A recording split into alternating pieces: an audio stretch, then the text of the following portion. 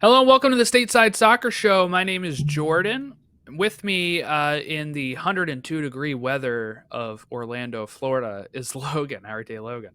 I'm scared, Jordan, because May is not usually the hottest month of the year. I don't know what August will bring. August is brutal. You having a You have good been here. Memorial Day there? Yeah, it's extremely warm. If you like the pool area, that's where you need to be today because I'm pretty sure that's where everybody. It was sad because everybody was like complaining about their Memorial Day weekends all over the United States because there's been storms all over the place. Yes. But Florida, baby, That's come what I down here. We got got right 100. now. Yeah, you just said it started raining. We would take rain any day of the week right now. We haven't had rain in a long time. Yeah, we got the rain starting like in between podcasts here as we were recording a different one. And it's like, I come back and I'm like, what is that sound? Oh, it's pouring. It's now stopped pouring, and it just looks like maybe drizzle now. I don't know. Oh, you didn't know you were in Florida? That's kind of cool. Yes. Um, yeah, no. So it's been good, and we were treated to some um, Memorial Day weekend action in MLS here. As the I guess I watched the wrong game. I watched the Union I was gonna say, yeah, we Union both did. Charlotte game. I Um, and then later I watched the Miami Vancouver game.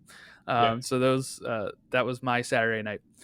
But yeah, so we're gonna dive into it here. We got some transfer news here, or rumors and all that kind of stuff that are going on with players throughout the league that we wanted to dive into here. Um, so I guess starting off here, just in the order that you have these listed, we have Tom Bogert, who is saying that Feyenoord is in advanced talks to sign the Philadelphia Union forward Julian Carranza when his contract expires this winter. So the way that this works, of course, is I think July 1st he's able to sign a pre-contract because of the deal expiring January 1st. So he will probably just sign a pre-contract in July, and the Union will not get anything for him, which will suck. He's actually been very good. He's so much better than Ua that it is sad that the Union are going to be losing Julian Carranza because I don't know where they go after this. They've not hit on strikers a lot, but Carranza has been very, very good for them, and he's constantly in and around scoring. Or every time I'm watching him play, I'm like, we needed to lock him down. But I get it. He's like what 24 or something. He's uh, going to be going overseas, trying to make it over there. But the downsides of Major League Soccer is when you can't lock up some of these young stars and they end up going over. And um, sometimes you get something for them and sometimes you don't. And it seems like they won't. yeah. No, it's a huge loss for them. Um, but I feel like Philadelphia is in that. Like this was probably the closing of their current core window.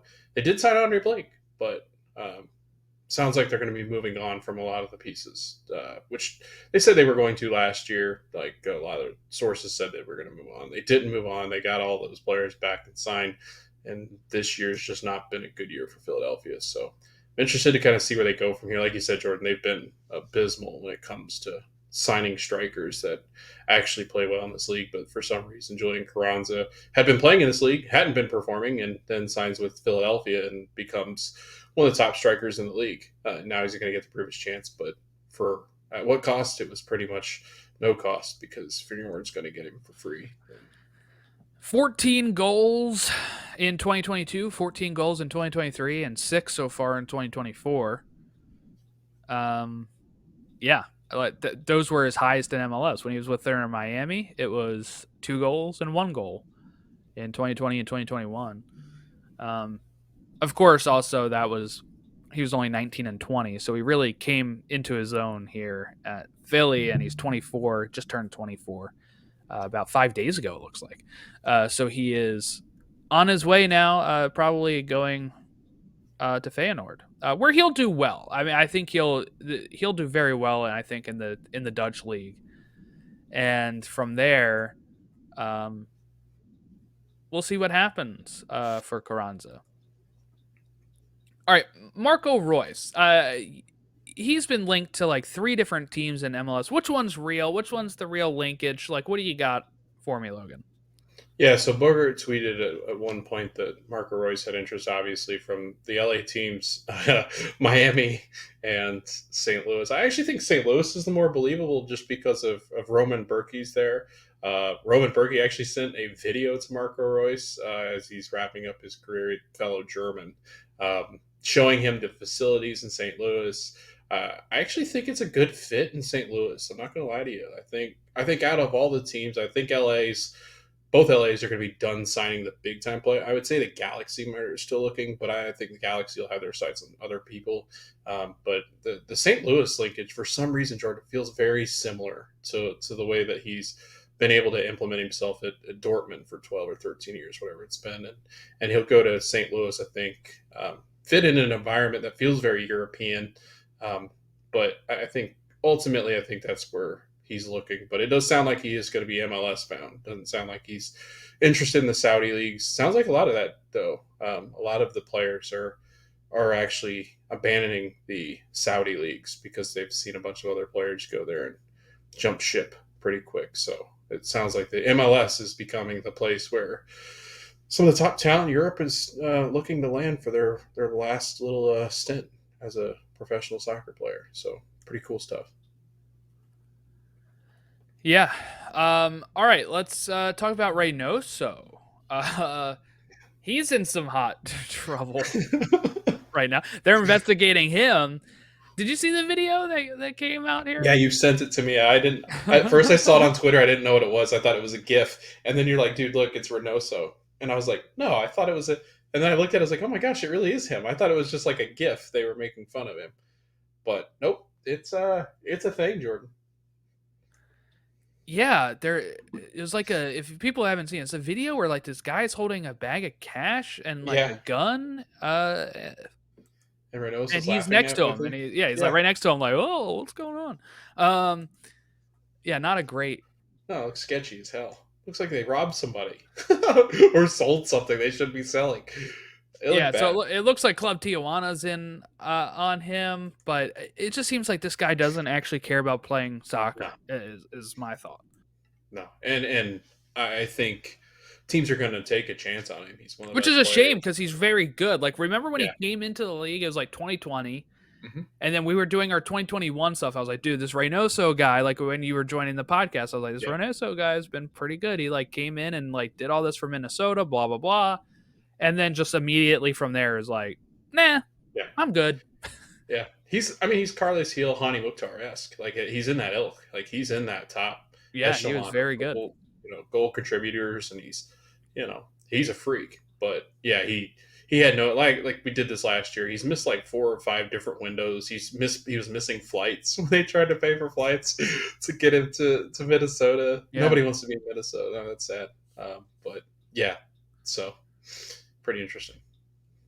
All right. So Atlanta United, according to Tom Bogert, have rejected an initial offer about $6 million from Cruz Azul for star forward Yakimakis. But sources expect Cruz Azul to come back with a new bid. Um, so this would be Yakimakis at the club for only 18 months. Yeah. I'll tell you why I could see this happening, Logan. It's because Atlanta have been awful. Yes. I could see him being like, all right, get me out of here. Yeah. Yep.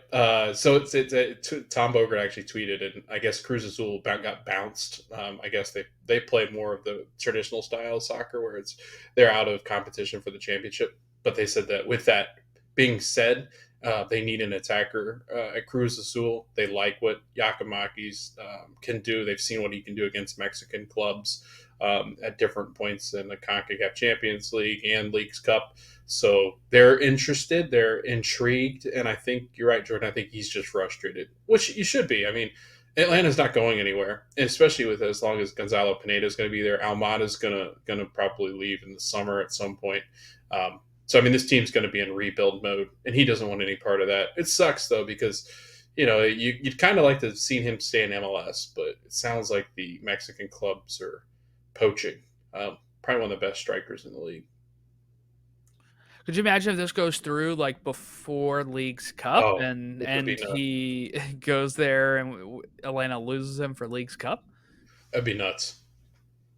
Uh, but you've had questions about Almada in the past, maybe leaving as well. Apparently, there's nothing to really report yet, but that you know, I would expect somebody's going to try to come in for him in the summer. Yeah, I mean, they were swarming over him last year, and I know he hasn't been as hot this year, but I mean, I think he's the same kind of player Almiron has become with Newcastle. Like, I think you take that bait. He's a good midfielder. I could see one of the mid table Premier League clubs or yeah. clubs coming for him. So Duncan McGuire might still leave. Blackburn have come in again to the U.S. They're Yeah, not making up their mind still. Maybe we yeah. want him. Maybe we. And Duncan's agent had come out and said that they didn't have interest in dealing with Blackburn anymore. But then Blackburn came and they're like, oh yeah, sure. Yeah, But it that's does what sound you easy, say though. I mean, you say that right? kind of stuff, but then as soon as they start showing up, you're like, Yeah, all right, yeah, they're going to give you money. You're going to get to go play in the championship. Like you're going to leave. Like there's no doubt that he leaves. And I think the championship's a good fit for. I think it's the next good step for guys. I don't know if yes, necessarily the jump to Premier League right away for a lot of no, our young guys is no. the move. I'd say go play with one of the teams that actually puts up a good fight in the championship. And then if you're good in the championship, you might get a promotion or jump to one of the smaller I don't know, Brighton or Nottingham or one of those teams These that jump back. guys, these guys should be making jumps to the championship or a league outside of England, and Italy's worked well for us lately. yes, and then when they play well there, then you can make the move to the Premier League or Yeah, whatever. We've seen it so many times. We just saw it with Gio. yeah, He goes to Nottingham. It sounds like that was there was reports saying Claudio did not want him to go anywhere else but Nottingham. And wow, don't let your dad handle your career is what I'm gonna say when it especially if comes his to name's Claudio. Yeah. yeah. Claudio's been getting in the way here What an for idiot! Gio for a few things.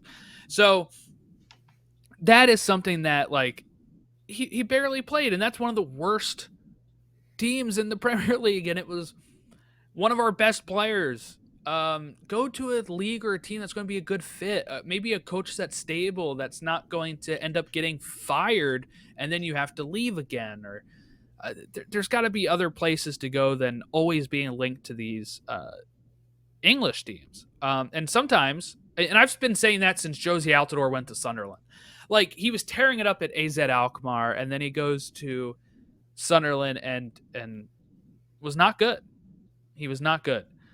Um, and sometimes you got to make like logical leaps. Mm-hmm. It's kind of like when we were talking about how the Union would get to like, okay, you won Supporter Shield, then you make a run to this, then you get to MLS Cup final, right? Blah blah. Like you take those steps. You got to do the same thing as a player. I feel sometimes. Okay, I start here, then I'm gonna go to this club in this league. I'm gonna excel there. Then I'm gonna, and with how fast teams get rid of players, it's not like an MLB player being like, I'm gonna start on the Yankees. I mean, like start on the Nationals and then go to the Yankees. Like because when you go to a team there, you're locked in for 6 years unless they trade you. In soccer, like you can force a move every dang transfer window if you wanted to.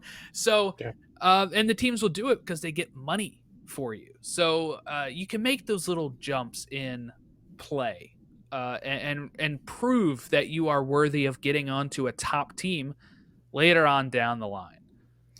yeah, and I think one thing to point out too, and they'll continue to deny this, but I do still feel that the Brits are not quite as accepting of the American players yet. They still give them a really rough time on social media. That it's hard not to say that that their coaches are also not going. You know what? I'd rather not. There is. I think there's an element of they don't want the U.S. to have that success, but we're starting to carve all sorts of different pathways through different leagues. It's going to happen eventually in the Premier League, but they're very sacred about their soccer over there. They're very sacred about. That's why they have the rule of the British players and the international players that they can bring in.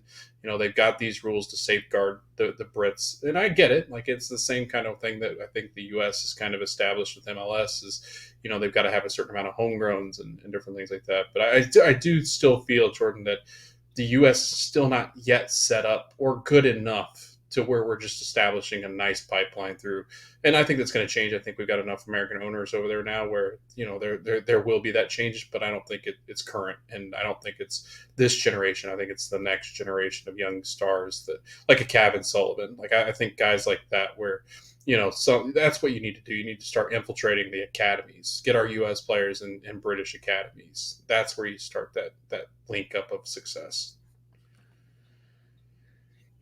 The biggest thing that will help Americans in England is performing. Mm-hmm. It's just how it's going to be. Like Josh Sargent is loved in Norwich because That's true. he's performed, right? It's like Pulisic was loved when he had his good run for Yeah, Chelsea for a little bit, and then he gets benched. But like sometimes that's the manager, Haji right? right. Haji Wright, like um, so when that the way that stigma will finally break is when we have players playing over there that are constantly excelling. Then Yeah, they'll look the other way and they'll say, "All right, this guy's out. Hey, this American's pretty good, eh?" yeah. Is what they'll end up saying. I don't know. I think the Canadians might say that, but Yeah, yeah. Well, I wasn't trying to say it like a I British dare you person, to but do it. Do it. they do say A, right? I mean, the They Sorting do. Hat Yeah. Hey? Hey? A Yeah. It's a said the hat northern. in his ear. Yeah, for Anyway, sure. Jack McGlynn, talking about another Union player here, getting some interest from overseas. He's I think going to be on the Olympic squad as well, so that's going to be a good place to showcase his abilities. Where let's see, it looks like it was a few championship teams and some German teams as well as Belgian and Netherlands team, but no real offers at this point. Um, if I'm the Union, you can't lose McGlynn too. I mean, you can't like I said, at a certain point when you have these young players, some of them have Yeah. to stick around. And I know he might want to leave, but like you either have to offer him money or you have to start funding the team once you get the transfer fee back. And that's the big thing too. Like you Yeah. cannot he has been so good as well. Like McGlynn is always so good on the ball and he's had some good goals and passes. It's just I can't see them immediately selling him this year. That would be maybe something that would wait until next year. But his stock will rise for sure because he's going to be at the Olympics. He's been playing well in MLS. We'll see how that goes. Patrick Schulte, though, for the Columbus Crew, linked to several Premier League clubs, and might be, it's only his second year as a starter. Probably a little too early for him to leave at this point, but just interesting. I would be wary of going over even as a goalkeeper at this point because we've seen so many of our U.S. goalkeepers go over and have started to falter. Because he could really put himself in a good position to be us, like in the national team if we're talking about that, just playing well in MLS. It's something that our goalkeepers don't do, though. It's so weird, and I think because the world knows how well we develop great goalkeepers, like that's our thing In in the the U.S. past, we did. I feel like it's been a little But not it's as much now. but I still feel like Brady from Chicago will be a Premier League goalkeeper at some point. Gaga Slonina will be a Premier League goalkeeper at some point. Matt Turner, I think again, I think blocked up by a British goalkeeper that I think he's better than. They know that Matt, Tim Howard came from that in that same ilk. I think they know the U.S. is good at producing, and mostly because the goalkeepers are multi-sport athletes over here. Yeah. A lot of them played basketball, a lot of them played football, different things like that. So they've got good hands, and they're able to, and they're a lot taller. The U.S. always breeds a lot taller people. But again, I think with goalkeepers, Jordan, it's strange to me that we don't have them going, like you said, like not Premier League teams. Like I've never heard of a goalkeeper going elsewhere, like a German side or like an Italian Hmm. side, and another like French side. I think they could all compete at that level, and you're going to get into Champions League kind of situation. But also, I find it strange they don't like go take a chance at one of the championship clubs. I know they don't pay as much, but like They go pay play more for than like the MLS. championship, right? Yeah, here's my thing. I think it is probably easier when you get not only because you're getting linked to England because that's where people want to play because the Premier League's so good, but I think what happens too is people get comfortable. And they're like, I don't have to learn a new Yeah, language. that's Go into true. England. And I think that might be why sometimes they're like, yeah, we'll make the move there, right? I don't have to worry about learning German or French or That's true. Italian.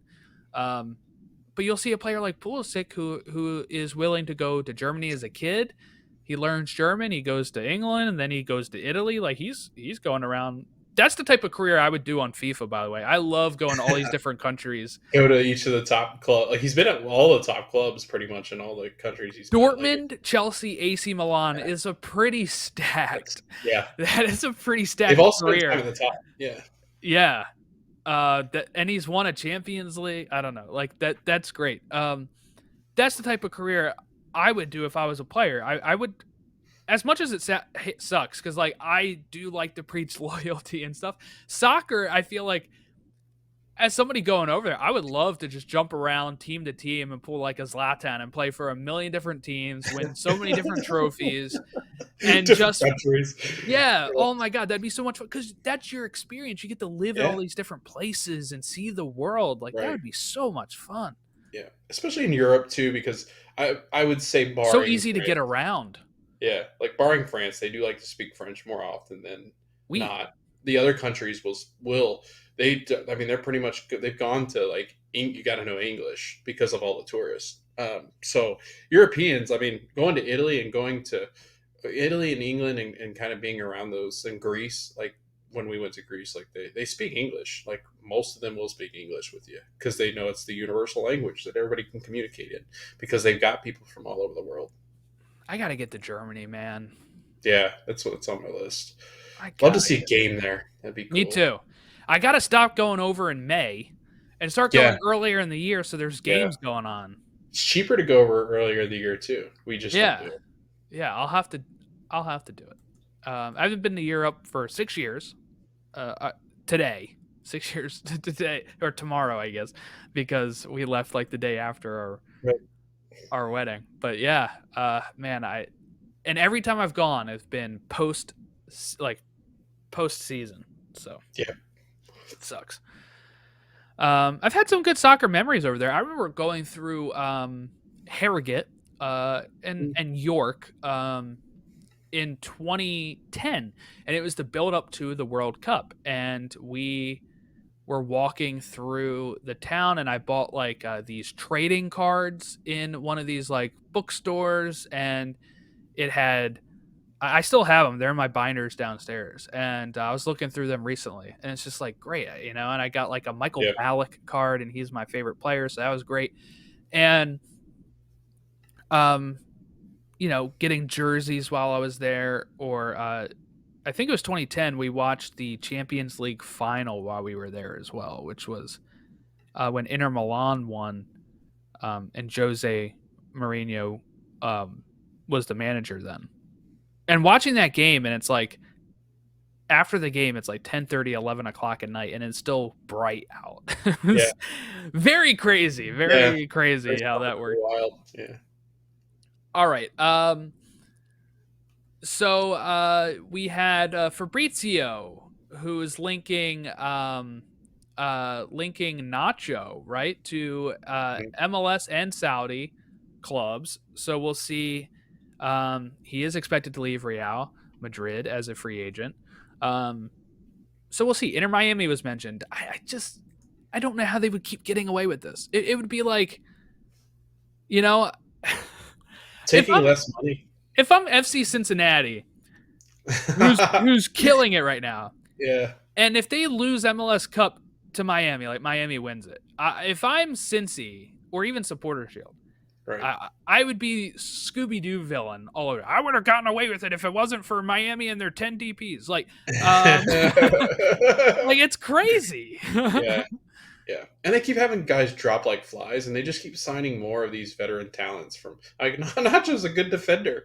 Like you just, it's nuts to me. and it sounds like it's just going to keep happening. But Jordan, I will say this. I will say the fact that, I mean, it really is. It's become the destination where guys want to finish out their career, and it seems that the line is getting further and further pushed back. Like Kevin De Bruyne is only like 33, I think, at this point, 32, 33, and he's considered it, right? Like right now, he's considered it.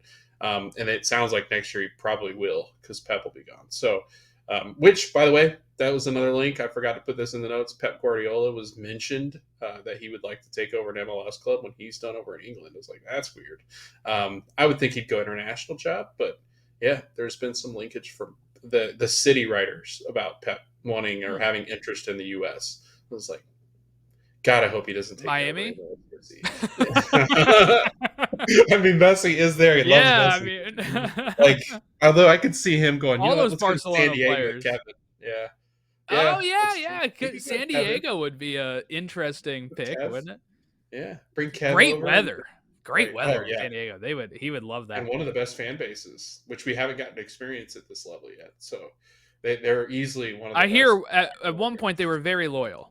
Yes. Austin FC is finalizing a deal to sign a Ghanaian winger, Osman Bukhari from Red Star. $7 million reporting. This is coming from Mozart Sport. He's 25. He has 10 goals, 10 assists in all appearances. And this is right after Rigoni was bought out. So, look, it sounds like he'd be better than Rigoni. Rigoni did not do much for Austin FC. So, Right. or as you have in our notes, Austin FV. Yeah, FV baby. They're my favorite. Football Club. Football.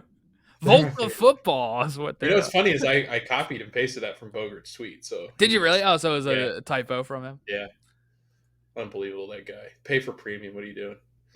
Let's get to the games. LAFC beat Atlanta this weekend here, where both teams got a red card. Brad Guzan got a red card, and then in the 81st minute, LAFC went down to 10 men, while Atuesta got his second yellow card. 9 straight league games without a win for Atlanta, 4 straight home losses. Let me tell you, 4 straight home losses. I don't know any other team that's had that recently. I do, sadly. But yes, Atlanta not playing well at home or on the road. 9 straight, no wins. We've talked about it every week, but like, how early do you pull the plug on Gonzalo Pineda at this point? Because do you ride out this season and just say, you know what, we'll get him next year? Because they are about to lose. Like, I would hate to be a new manager coming in and like lose Yakamakis. So, and Almada. So I feel like maybe you're like, all right, Pineda, this is your year. But they only have 3 wins in the season, and that last win was on March 31st. We're getting 2 months later without a win for Atlanta. I do feel like clubs don't do this because they're not smart, and I think there's a lot of loyalty in this. But I think personally, you get rid of him before the summer transfer window because it gives them one extra transfer window. Like, all right, and I know that transfer window is going to probably be used to sell a lot of players, but it could also be used to bring in a player or two that the next person up would want to. So I'd say right now, like, I think it's June through August is the transfer, or July through. I think it's July through August. Yeah, I think it's July to August for European, right? Yeah. When that opens. So, and I think June, I think that opens up the inter MLS. But anyway, like, I think you could essentially give the new manager at least a player or two in this next window. I'd say get him in as soon as you can. Like, I don't see why not. I don't see why. See what happens. Give a new manager bounce. You might bounce into the playoff spots because there's not very many of them, and there's a lot of bad teams in the Eastern Conference right now. So I'd say right now is if you're going to make a move, do it now. Sell the 2 players, bring in some really good talent. Let the players get used that are going to be left, get used to the coach. Get this other half of the season just to see what they can do. See what guys are ready to stay there. I hate when teams go into, they hang on to a manager throughout the whole year and then fire them right as the season ends because they're like, the hell, that didn't work. It wasn't working all season. You know what I hate more? I hate more when they fire the coach with like 2 games left. Isn't that what they did to Heath last year? Yeah. Minnesota fired him with like 2 games left, and they're like, all right, here's an interim manager for the last 2 games. Yeah. It just doesn't make sense. Like get your manager in there and figure out like some of these like it's a great testing ground. Like what could go wrong, right? You're gonna find your players that you want still to keep there. Otherwise, they're gonna spend all next season, the first half of the season, going, "What the hell? I don't like this. This isn't fun." So I hate Yeah, that. maybe. Clubs aren't smart about this kind of stuff. Give Logan and Jordan the club. I feel like we would suck, and Yeah, but he's got a lot of money, Jordan. I think we do all right.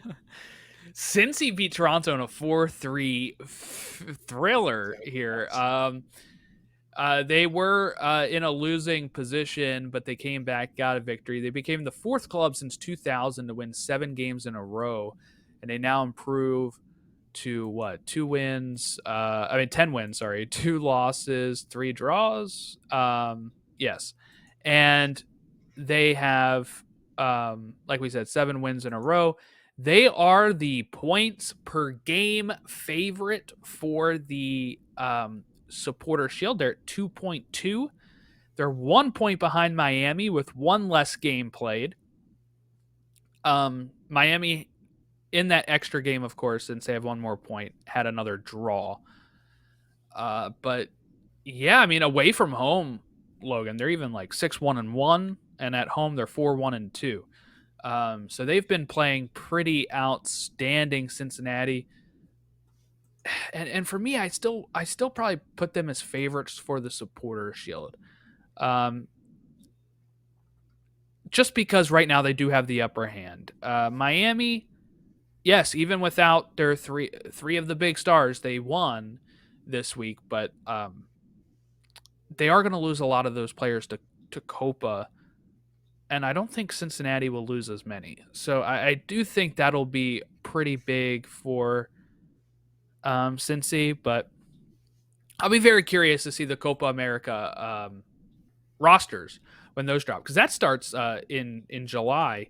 I'm very looking forward to that, but I think it starts like right around my wife's due date. Gives you something to watch during the. Yeah, late night feedings and all that. Yeah, right. Um, my wife's going to labor. I'm like, just a minute, honey. Yeah, They're the about to Euros score are this on. penalty here. Yeah, I think the Um, Euros are Euros are around the same time as well. They should be going on pretty. and Uh, Olympics. actually, no. You know what? I think Euros what is late June, isn't it? Isn't Euros it? should be mid June, right? And Copa should be June as well, mid June. So actually, I'll be able to watch Copa America. Copa starts very soon. June 20th looks like it's the first game. Wow. Yeah, so we'll be doing our Copa America coverage very soon. Oh yeah. June 20th to July 14th. Oh, the final is right around my wife's due date. Okay. So that's what it was, where I was thinking that. And then the Um Euros they start. Hold on, pulling it up. that should be around the Euros same time. start Friday the 14th of June. Okay, yeah, so even They earlier. end mid July, and then the Olympics is. They start end of July, like mid July. Do they? Okay. Yeah, mid July.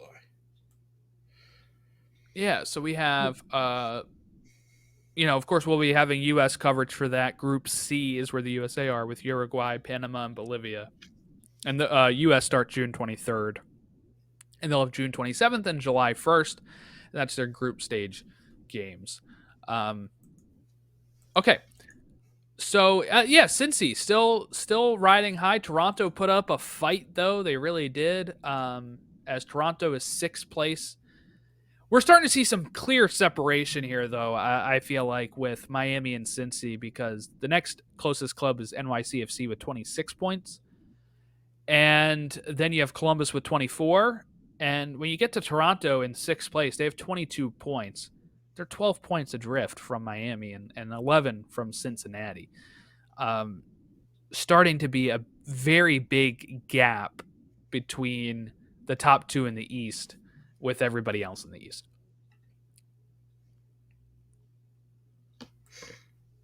Philly's still in a playoff spot. Dangling. Hanging They're on. low hanging fruit. But I think they'll be all right because the teams below them are absolutely atrocious. So yeah. the bottom of the leagues have been so much worse. Uh, Yeah, it feels like this year they've been more. It's been more magnified how bad they are because of how well the top teams are playing.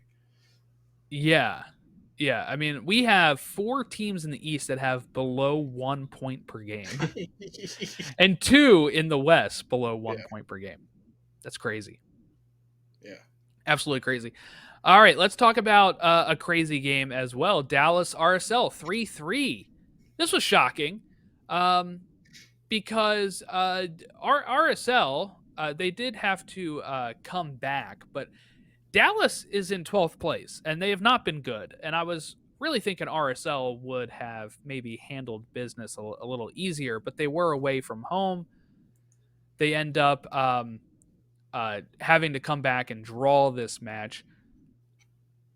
But yeah, they're top of the West, RSL, and again, they have not lost a game since March 10th.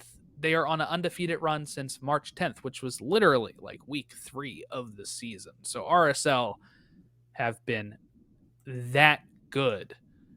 When's the last time Cincy lost? 4-13, and Miami last lost 3-23. Yeah, so the longest I think we've gone in the league right now without a loss is RSL. They've been great on the road too. I mean, just to collect a point there, being 3-0 down, never done it before. Came back to Yeah, tie it. that is Uh, crazy. 3-0. What is wrong with Dallas? a lot. Talk about a team that is like I was high on them last year, Yeah, and then I said never again.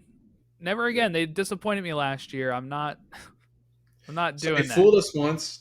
Damn on us. Fool us or damn on them. Fool us twice because I picked them first. Yeah, what the Next year, hell? Jordan. Next year, Jordan, they're the wooden spoon winners. Next year, we're putting them at the bottom. I don't give a damn. I had them 5th. I had them 5th, which I thought was like, all right, I'm going to do against what I was thinking last year. I had them like top 3, and I put them 5th, and guess what? They'll be lucky to get there. At this point. They're in 12th, and they are to get to 5th. They're 10 points behind. They would have to rattle off like 4 in a row Yeah, without which the I other don't see. team picking up wins. Yeah, I don't see them doing that. Not this year. Not good. No. And Jordan, listen to this: at LA, at LAFC, at Minnesota, against St. Louis at home, and then against Minnesota at home. Mm. Like that 5 game stretch, man. That that'll put them in some dangerous territory. I think. Like that'll put them down there hanging out with like San Jose and Right. SKC if they bounce one. So, jeez. Talk about Colorado though. They've had some thrillers They lately. have. They lost to RSL 5-3, and in this game against Minnesota, they finished 3-3 as Minnesota have been undefeated since April 14th when they lost to Dynamo. 4 wins, 2 draws. Um, that puts them second in the West here, as now LAFC has climbed up into the top 4, and LA Galaxy is in the top 4. So Colorado has kind of drifted out of that conversation for a little bit. They are in 6th place with 22 points. Vancouver has fallen as well lately. But yeah, how about this? Colorado 3, Minnesota 3 here. Minnesota led by 3, or sorry, by 2. They were up 3-1. 3-1. Yeah. Rafael Navarro quietly, Jordan, has become a really good goal scorer in this league. He's got 9 goals already this season, which is, again, something we talked about. Colorado, we felt, had a lot of great pieces coming in, but they didn't have that, like, killer goal scorer. Yeah, they kind of found him. He's been good. And, again, I think this team, I feel, Jordan, Colorado is one of those teams that are kind of sitting in a weird spot in the standings that could actually end up being one of the top teams in the West, because I think they're just missing like that, that togetherness that I think that they'll get eventually. Where I feel like all these pieces they've brought in, they're kind of coming together now, and it's looking a little bit better. And Chris Harmus has done actually a pretty decent job. The good thing for Colorado, yeah, is that this is hopefully just a year 1 thing, and then next year you add some more pieces and you start getting even better. But Minnesota kind of blew that lead. But hey, they're 2nd place in the West right now, only 4 points from RSL, and they have 2 games in hand. So they're still on pace to maybe overtake that if they end up winning both of those games in hand. LA Galaxy beat the Houston Dynamo 2-1 as Ben Olsen gets in the face of Puig at the end here, wagging his finger, and Puig just knocks it down. People on the wrap up were like, he didn't like his new hair because Ricky Pooch has like a gold, like almost a gold orange tint to his hair now. Um, Yeah, yeah. but I think he is the villain, right? There was a lot of that discussion going around on Twitter. Like Ricky Pooch has become like a villain, which I'm all for. This league needs more of those. We don't have a lot of them. Like I like a good villain in a league, and I think Well, Ricky's for a got lot that. of the, I don't know. I think for a lot of the U.S. Open Cup fans and USL fans, Ben Olsen's the villain here. Well, there you go. I think that we've got two villains going against each. Yeah, Ben Olsen might actually be a villain at this point. Cushing from New York seems to be, people don't regard him very highly. And then Miami's just a villain because of who they have. But yeah, I'm all for more villains. Give me Antoine Griezmann absolutely showing up everybody somewhere. We're all gonna have Olivier on the skill Antoine Griezmann fire. All right. Let's talk about Portland SKC as Portland get that victory we've been asking for. Portland had gone since I think it was week 3 without a victory. Oh no, they beaten the Quakes. That's right. We talked about that last week. But this is a second victory in 2 weeks for the Portland Timbers here. As maybe they're getting back on track, but this was the one they had to do it on. That they were playing against SKC. This is a team that is at the bottom of the West right now. I don't know how much longer Peter Vermees can hang on. He was able to rebound. What was that, last year or 2 years ago when they Last started year, off awful and then came yeah, back, got into the playoffs? Yeah, because then he beat St. Louis. I don't think that's happening this year. So they're struggling. I just don't know how much longer you can hold on to that aging core that they had, and then they let go some of them, and now they still have Vermees, and he's not really doing well for them. There was the controversy in the offseason. It might be time to just be like, you know what, we're starting over. yeah. I think they need a new voice everywhere. That's what they're like. This team is going to be competitive again. Like I feel like SKC is going to be one of those teams that are just competitive because of the draw. That I think the home crowd is great. I think bringing visitors in is a lot of fun. I think KC gets a little bit of a bad rap as far as the city's concerned, but I think players relatively have a good time there. And plus, when you've got a world athlete that sits in the stands, it's such a huge draw that I think people just kind of ignore. When you've got Patrick Mahomes there, I think there's a lot of partnership opportunities with him and that city, and they're very passionate fans. So it's not like this team will be down in the dumps for very long. They just got to get rid of just I think, cut the fat at this point. It's time. It's time to move on.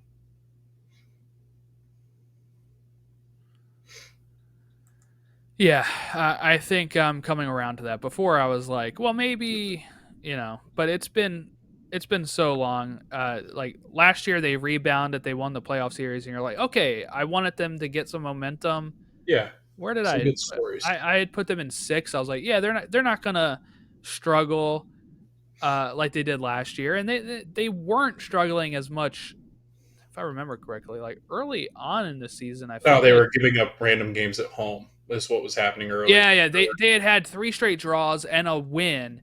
Mm-hmm. They'd only had 1 loss in their first 6 games, and you're like, okay, points wise, All right. Yeah. they're all right. And then what it's been lately is 1, 2, 3, 4, 5 straight losses, and no wins for them since March 30th. Yeah. Um, 6 and of their and last they're 8 have just been falling losses. down. Yeah. It's a shame. Portland though, still below Seattle in the standings. They're 1 point back. They're in 10th. They're on the cusp of that playoff line, trying to get back into it.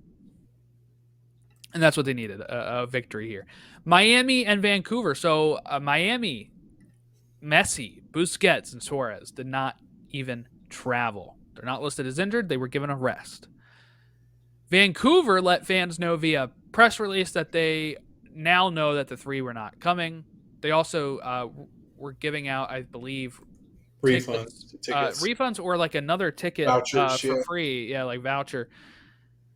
And a lot of people were really shaming Vancouver for this, and you know, like, oh, why'd you have to make a statement? This is what's wrong with Major League Soccer.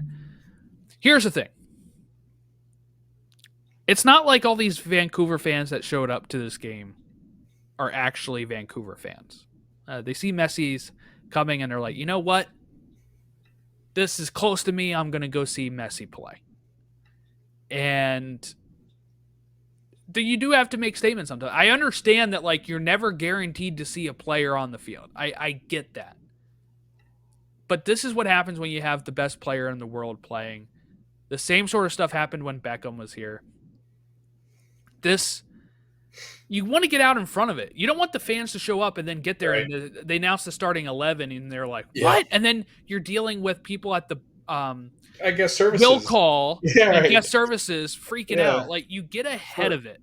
Yeah, And you tell them, look, hey, we didn't tell them not to come. right. But this is what's happening. Yeah, please don't come. And uh I understand that, like, yes, if you're a Vancouver fan, you were probably happy those three didn't make it because you're like, okay, we have a shot to win this game. Right. They did not win this game. They still lose 2-1. They had a penalty that kind of brought them back into it at the end, and they were threatening the end here. But Vancouver has not won since 421 after a hot start to the season here. I know you're a Vancouver truther, but they're really starting to fall down the table here. They're in seventh place with 19 points. So much so Portland's only 3 points behind them. Hmm. Yeah, they'd been playing well. Like I mean, they were beating teams that they should have beat. Now that they kind of run up against a poor run of form, and then also you're running up against better teams. I think that's where they've really kind of eaten it lately, and eating it hard. Like I think these teams are consistently shutting them down defensively, which I thought they'd have a little bit better of a run.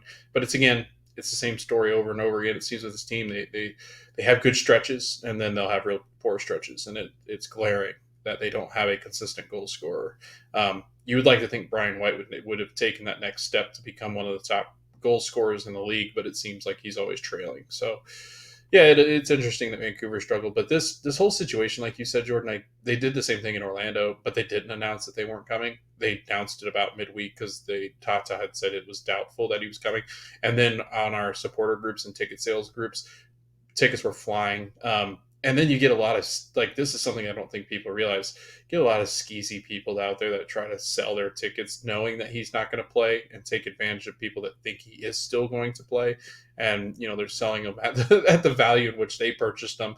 And then you'll have people in the comment section posting stories about Messi not coming, and then people are like, oh, never mind, I don't want your tickets. It sucks because and maybe the answer is, and this kind of sucks, but maybe the answer is when you've got, maybe the MLS should have thought about this a little bit more. Each of these cities that these teams are playing in, they probably could have moved their operations to a football stadium, and I know that's not ideal, but I think that's where you would have avoided at least a little bit of the headache of, I mean, these stadiums only fit about 20 to 24,000 people, MLS stadiums, and you're going to have a lot of people overpaying for tickets. Like our supporter section, I think was like $300 to stand. They were selling standing room only. There was one ticket on there. It was 10 grand to What? sit. And yeah, near their tunnel. It's stupid. Like, it was stupid. But again, all these cities have football stadiums and they could have moved them to. I get it. It's not ideal. It's not a great look, but you're fighting with fire. I mean, what do you do, right?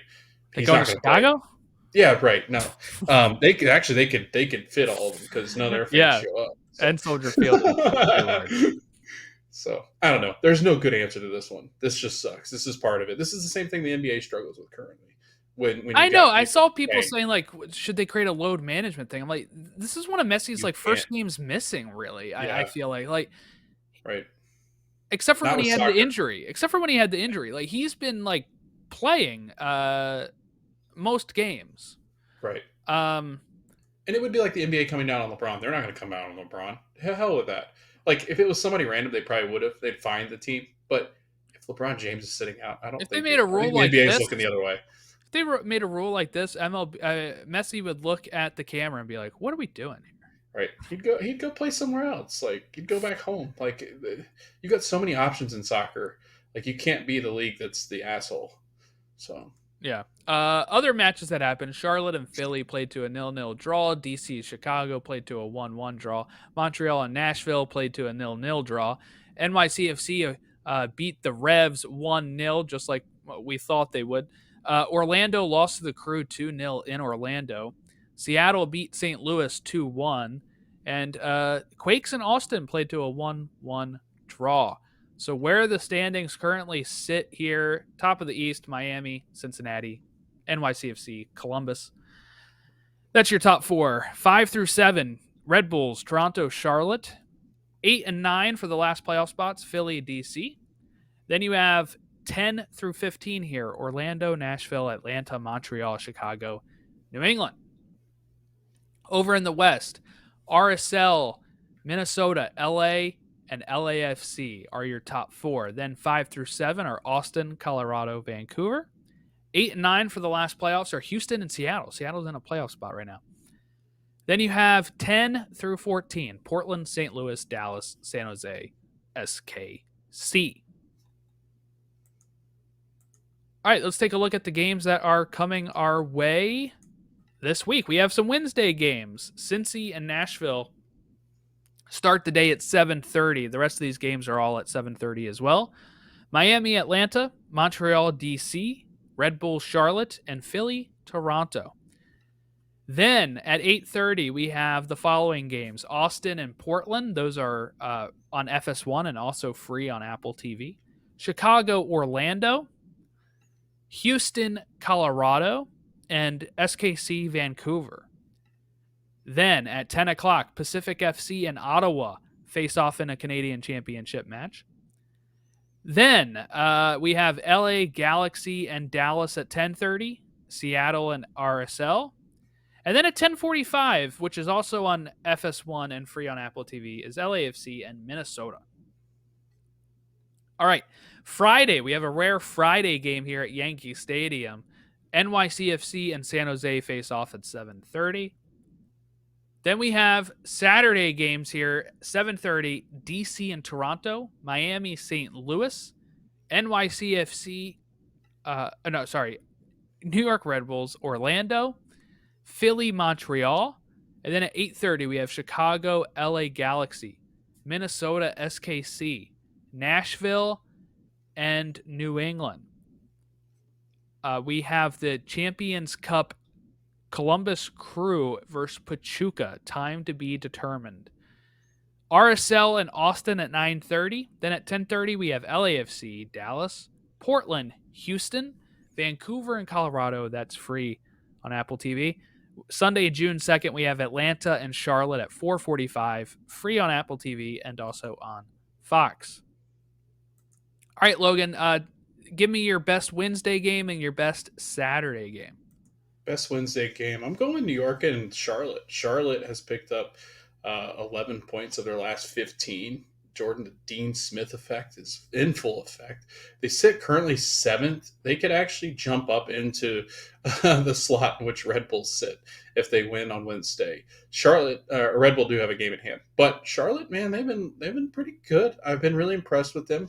I think they are a couple of players away still from being that top team, but Jordan, they're always in the market. Like they seem to be always linked to top players in international duties because of international players, not duties, but players that, like an Antoine Griet, like they're in the conversation with a lot of these players. And I think it's because Charlotte is a really nice city. It's a beautiful city. And it's got great real estate. A lot of players like going there. And they play in a bigger stadium. Their stadium actually it works better than most football stadiums as a soccer pitch, and their fan base is absolutely nuts. So playing at home is such a huge advantage for Charlotte. They've won 5 games at home.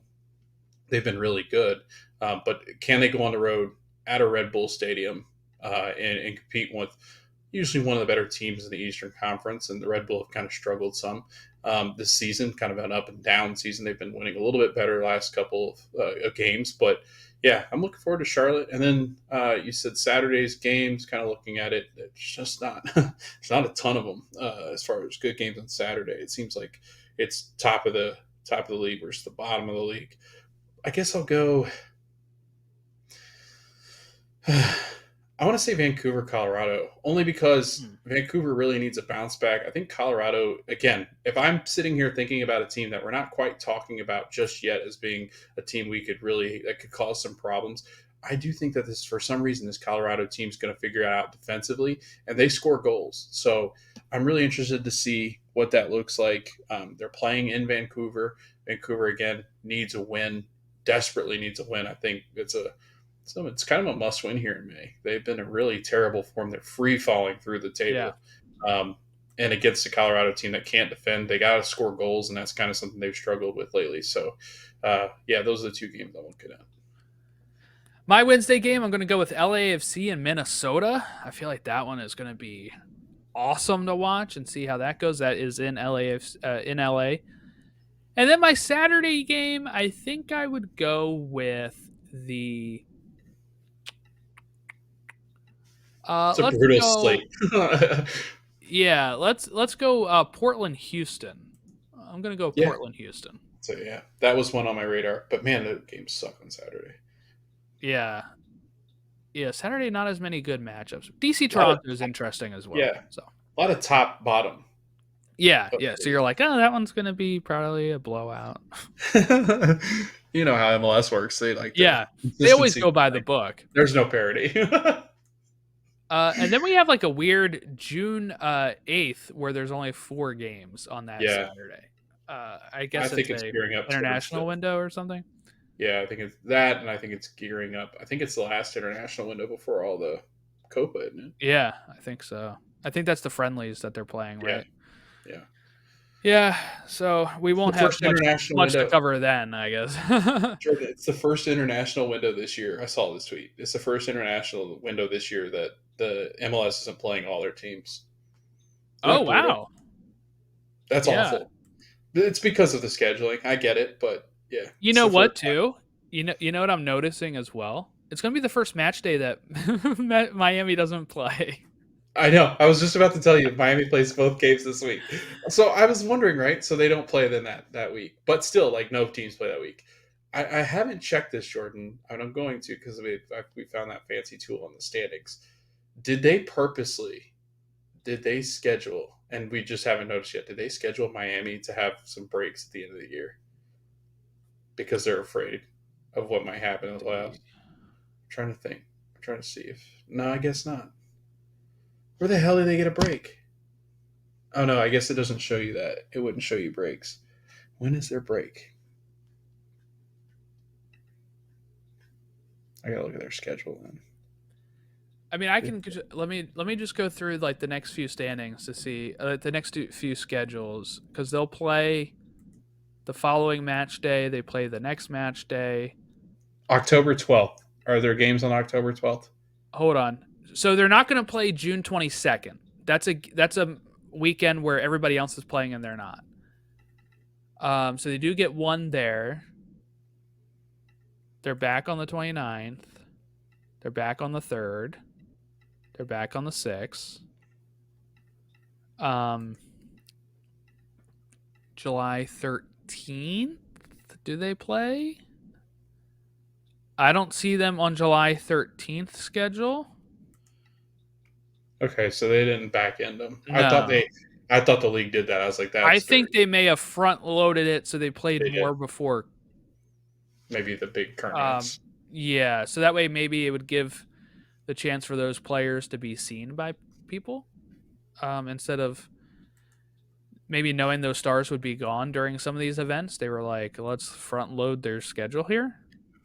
this episode was about to be 20 minutes longer if they would have. It's like, what are we doing? Why are we giving them such Taylor a long? Twellman gif of what are we Right, doing? right. No, but they didn't. Fair enough. There's Jordan. It was weird. I saw a game. I think because of Concacaf, there's a crew in there's a crew in New England game on October 12th. They're the only teams playing on that Saturday. So it must have been just a reschedule of one of their games. Oh, I think so. I think But so. it's so funny that it's just one game sitting there the whole week. It's like, what the heck? That would be weird. It's like the All right. NFC too. So we have we are wrapping it up. You know what? This wasn't even planned to be wrapping up at an hour, but that seems to just be the time where we kind of hit all of our marks. So We're pretty good at that. Yeah, we're pretty we good don't at even that. need a We're on producer. autopilot. Yeah. Okay, so you can contact us at Stateside Show for all of our social media, statesideshow@gmail.com. You can rate and review us on Apple Podcasts and Spotify. And please like and subscribe to the YouTube video and YouTube channel. As we've gotten a couple more recently, so we're making some big progress on the YouTube. So thank you all. If that's how you found us, get ready. We're going to be strapping in for a big June because we will be covering Copa on here as well as the the rest of MLS stuff that's going on, and then we go into Leagues Cup and Olympics in July and August. So yeah, we got some big things coming. You have a kid coming? That's I even do. It'll be wild. All right, so thank you all for watching and listening along. We'll catch you next time when we talk these 2 match days that are coming up, the Wednesday and the Saturday match days. Enjoy. Hopefully, you had a great Memorial Day weekend, and we'll catch you next time.